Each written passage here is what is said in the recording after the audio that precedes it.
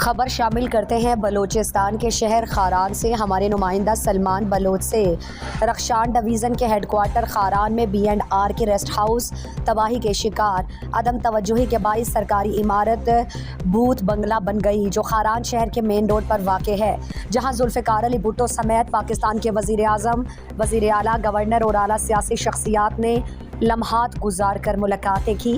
مذکورہ rest house building کے چاروں اطراف درخت لگاتے ہوئے ایسے خوبصورت انداز میں سجائے گئے تھے کہ لوگ دیکھنے کے لیے آتے تھے، لیکن محکمہ مواصلات اور تعمیرات بلوچستان کے عدم توجہی سے ایک عالی شان بلڈنگ کھنڈرات میں تبدیل ہو کر ناقابل بن کر نشئی افراد کا ٹھکانہ بن گئی۔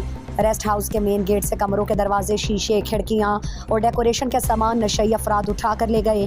عوام کے ٹیکسوں سے کروڑوں روپے کی لاگت سے تعمیر ہونے والا بلڈنگ ناکارہ ہے۔ خاران کے سماجی حلقوں نے صوبائی حکومت سے مطالبہ کیا کہ ڈویژنل ہیڈ کوارٹر خاران میں سرکار کے کروڑوں روپے مالیت کی زمین پر واقع B&R ریسٹ ہاؤس کو تعمیر و مرمت کر کے قابل استعمال بنایا جائے۔